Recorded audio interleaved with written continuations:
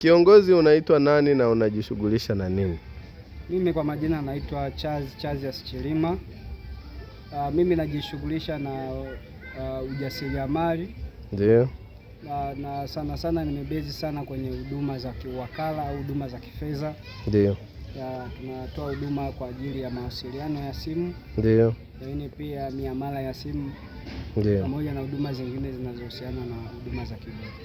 Sawa sawa. Kwa hiyo kwenye maisha halisi wewe ni wakala wa huduma za mawasiliano. Ndio. Na hata tukiangalia background hapo tunaona Chilima. Ndio.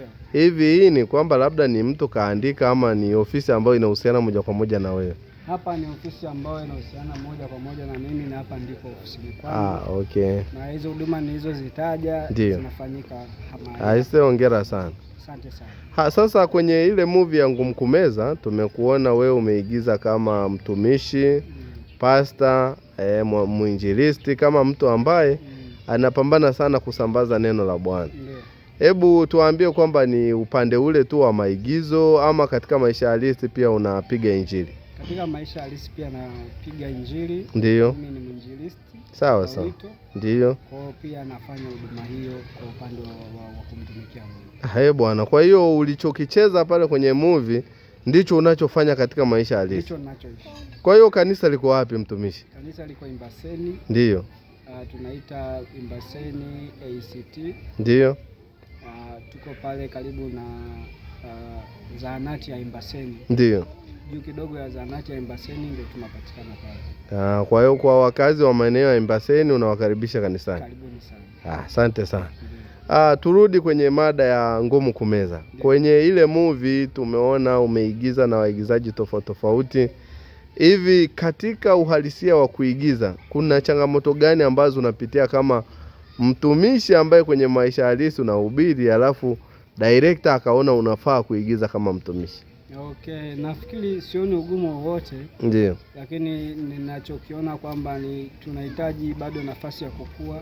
Ndio. Ili tuweze kufikia viwango vya kucheza maelekezo ya director. Sawa sawa. So maelekezo ya director anachokuelekeza ndio kinaweza kikakupeleka katika kufanya kazi vizuri zaidi. Sawa sawa. Ni changamoto zipi ambazo mnapitia sana katika kutengeneza filamu zenu? Maana tumeshawazoea kwamba kila Jumatano, Alhamisi mnapandisha kipande kipya, Watanzania wanaendelea kutazama. Sasa kuna wakati wiki inapita hatuoni chochote pale kwenye ukurasa wenu. Changamoto inakuwaga nini? Nafikiri changamoto bado tunazo nyingi, kwa sababu bado ndo tunajitafuta. Zaidi ya wote tunajiwezesha sisi wenyewe, na hasa sana anayetuunga mkono ni director wetu, Director Nafo. Ndio. Maana bila yeye tusingefika mahali hapa. Lakini changamoto kubwa tulionao ni ukosefu wa mtaji. Sawa sawa. Kwa sababu pia vifaa tunavyovitumia bado haviko kwenye ile quality inayohitajika. So we wish kama mnaweza mkatupa support. Ndio. Tukaweza kupata vifaa vingine vitendea kazi vizuri zaidi. Lakini pia tunapata changamoto nyingine tunapokuwa location. Ndio.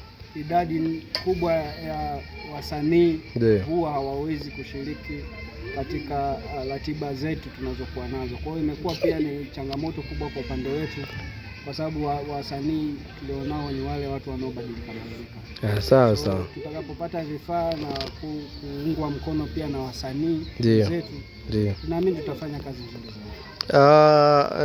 zaidi. Inasemekana kulingana na drone shot ambao mnatumia ama ile video ya kuonyesha kwamba mko mkoa gani, inaonyesha waziwazi kwamba mko Arusha. Hebu neno moja kwa mkuu wa mkoa wa Arusha ambaye labda atatazama video hii kwa upande wake yeye. Neno moja kwa mkuu wa mkoa, naamini unatusikiliza, na kiwa utasikiliza na kuipata video hii, tunakuomba kama unaweza tunajua unaweza kutusapoti kwa support yoyote ambao utakuwa uko nao kwa ajili ya kuibua vipaji vya vijana pamoja na watoto tulionao. Itakuwa ni jambo kubwa sana ambalo linaweza likatupa kusonga mbele zaidi. Kwa mkuu wa mkoa, tunaomba support yako ya chochote kile, wherever you are, na sisi tuko tayari kukuwakilisha. Asante sana.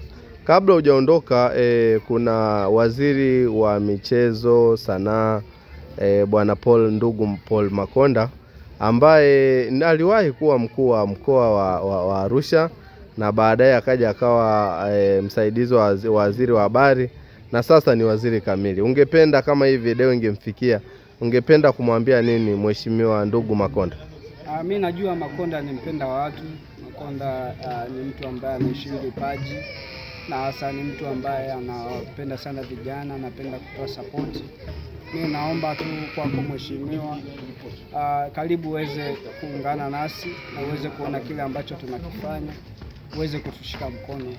Tutashukuru sana tutakapoona kwamba uko bega pamoja nasi, na tunajua hiyo ni shauku ya wewe kuona vijana wanaendelea, lakini kwa kawaida sana umekuwa ukifanya mara nyingi sana. Hata ulipokuwa Arusha tuliweza kuona kwamba jinsi ambavyo umeinua sanaa, umeinua michezo, na hata sasa ni kitu ambacho unakifanya.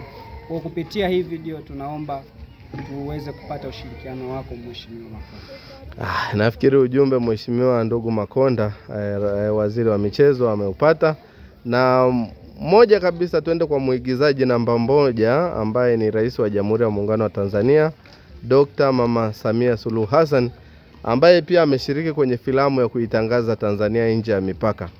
Ungependa kumwambia nini mama kama muigizaji namba 1 na mpenda sanaa wa Jamhuri ya Muungano wa Tanzania? Tunajua mama, mchango wako ni mkubwa sana, na hasa katika kuipeperusha bendera ya taifa hili. Ndio. Tunaamini unapenda sanaa, unapenda vijana. Ndio. Wewe umekuwa mwigizaji namba 1, tukihusiana pia na ile filamu ya Lotua. Ndio. Tunaomba kabisa kwamba pamoja na hayo yote na jitihada zote ambazo unazionyesha, ukumbuke pia tunao vijana ambao ni chipukizi. Ndio. So wengine ni golden filamu tunapatikana Arusha. Ndio. Tunaomba support zenu. Ndio. Kwa chochote kile tunahitaji uwekezaji mkubwa kwenye hili swala ili tuweze kutimiza ndoto zetu. Asante sana. Nafikiri pia tukuache uende usini ukaendelea na majukumu mengine. Tunashukuru sana, na labda kama una neno la mwisho kwa wasanii wenzako ambao pia wanajihusisha na sanaa. Tunajua sanaa ni maisha, sanaa ni kioo kwa jamii nzima. Kwa nina ujumbe kwako msanii mwenzangu unayenisikiliza na unayefuatilia video hii. Tuungane pamoja katika kuitetea sanaa yetu. Sanaa ni maisha, sanaa inalipa. Ikiwa tu tutaifanya kwa bidii, tusichoke na tusikate tamaa, lakini tuhakikisha kwamba tunakuwa wamoja, tunaweka nguvu moja na kuhakikisha mambo yanakuwa bamba. Sawa, asante sana.